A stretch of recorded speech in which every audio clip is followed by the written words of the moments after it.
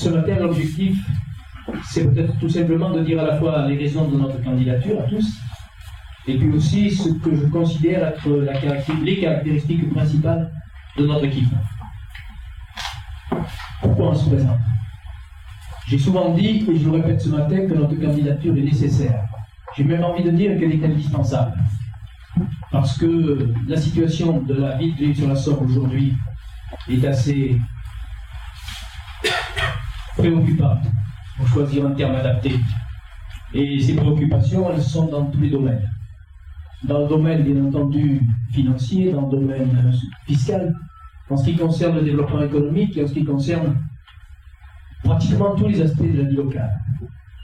Donc, il était nécessaire que nous nous présentions pour offrir une alternative et pouvoir développer un programme à la mesure des besoins et surtout du potentiel de notre ville.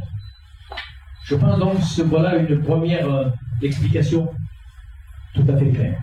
La deuxième, c'est que l'équipe, au fond, si vous voulez, le plus important, ce qui doit être bien compris, c'est que, d'une part, et vous allez le voir tout de suite, c'est sans doute la plus jeune en termes de moyenne d'âge de toutes les listes qui vont se présenter. C'est aussi, et c'est important pour moi, elle est composée de gens compétents, elle est composée de gens surtout qui sont décidés à s'investir et décidés à travailler pour assurer l'avenir de la ville. Au fond, en choisissant le nom de la liste Ensemble pour l'avenir de l'île, je n'ai pas fait autre chose que traduire la motivation de mes coéquipiers. Ensemble, ça veut bien dire ce que ça veut dire. Ça veut dire que c'est une équipe qui va se présenter au suffrage des Lillois. Et pour l'avenir de l'île, c'est en effet, je crois, tout à fait indispensable que l'avenir de notre ville soit pris en main par des gens neufs, par des gens nouveaux, par des gens dont, d'ailleurs, la plupart n'ont pas de véritable expérience politique. Sinon, l'expérience que j'ai eue, comme vous le savez, en tant qu'adjoint au maire, entre 89 et 95, et donc je suis très fier, pour un certain nombre de raisons, parmi lesquelles les créations d'emplois. Et cette liste, au fond, si vous voulez, vous allez le découvrir, c'est une liste qui s'efforce de couvrir tous les aspects de la vie locale. Je suis très fier en particulier qu'il y ait un agriculteur, maraîcher, très connu de la profession agricole sur cette commune et dans tout le canton et le département, Fernand Grassi, qui se présentera tout à l'heure à vous, mais je suis fier de chacune et chacun d'entre eux. Voilà au fond le commentaire que je voudrais faire sur cette équipe.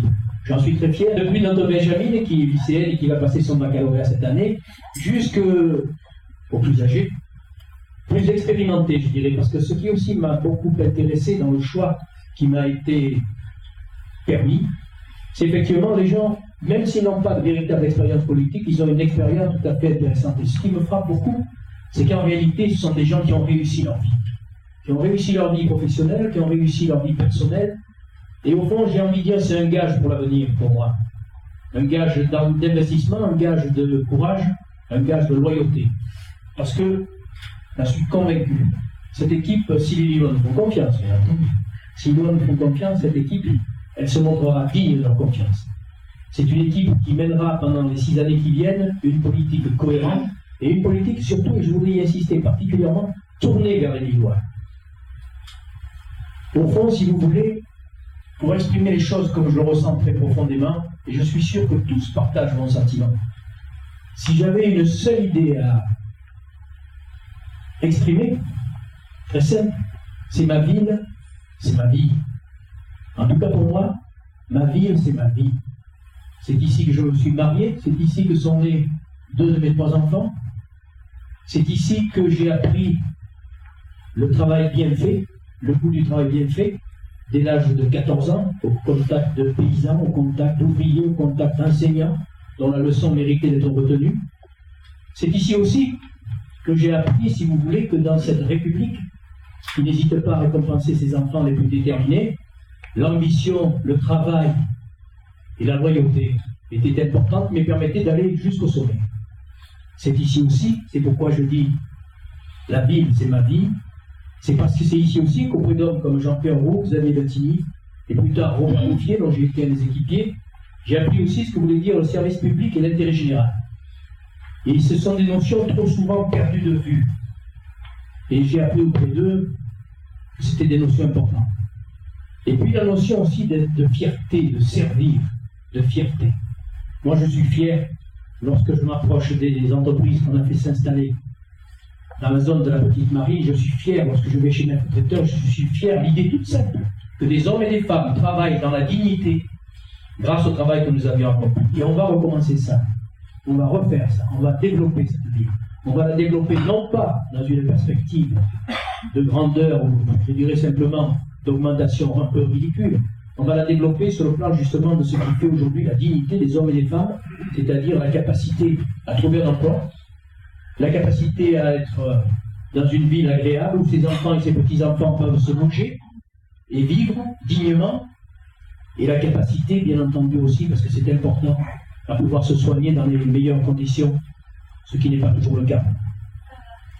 Donc, voici, monsieur le maire, le credo auquel je crois tous ceux qui sont là adhèrent, et je vais maintenant, parce qu'on ne va pas s'éterniser en long discours, vous verrez que notre programme reflètera cette détermination. Au fond, je pense que cette liste sera le meilleur choix pour l'île. Et je pense notamment qu'elle sera le meilleur choix parce que la détermination de tous celles et ceux qui sont là est totale, et que j'ai déjà pu le vérifier.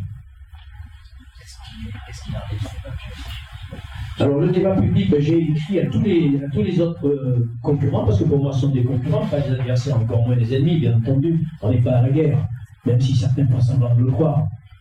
Mais si vous voulez, j'ai écrit donc à chacun en prenant une problématique très très simple, en rappelant que candidat aux élections municipales, j'étais préoccupé par une chose très très importante qui était le niveau des abstentions.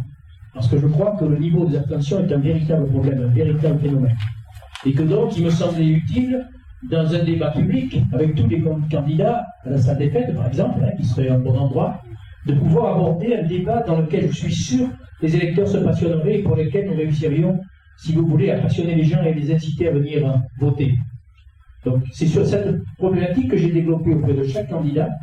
J'ai remis d'ailleurs les invitations en main propre pour la plupart des candidats.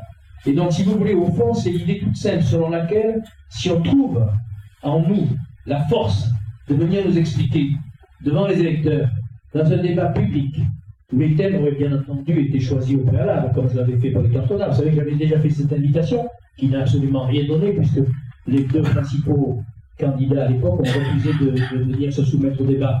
Mais ce qui me frappe beaucoup dans la situation actuelle, c'est que, encore une fois, j'y crois beaucoup, si on va à la salle des fêtes et si on débat sur le fond, sur la situation actuelle, sur le bilan à présenter, c'est pas le plus important, mais surtout sur les projets, je serais très heureux de pouvoir dialoguer avec les 4 autres concurrents. Je n'ai aucun problème de ce point de vue-là. Vous n'avez pas reçu de réponse. Pas pour l'instant.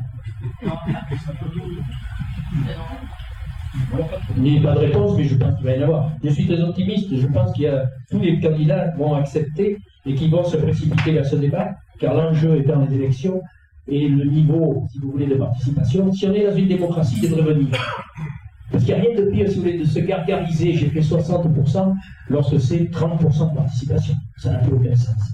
Et ça, vous le savez bien, ça favorise un certain nombre de dérives. Voilà. Alors je vous laisse vous présenter les uns après les autres et vous, comme ça vous ferez mieux connaissance. Vous avez la liste et vous pourrez vous faire une idée.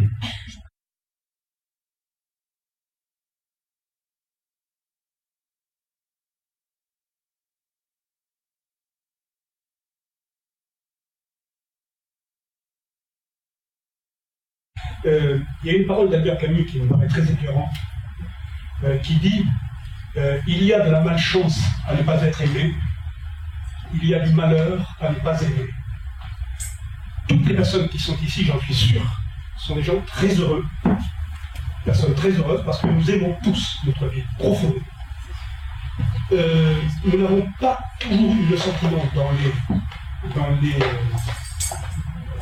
les périodes précédentes. Voilà, très bien. Voilà, je sais que tu me surveilles. D'avoir la chance, en retour, d'être, entre guillemets, ou de nous sentir aimés. J'affirme, péremptoirement, par une confiance totale, qu'avec Henri Paul, nous aurions en plus du bonheur d'aimer, la chance d'être aimés.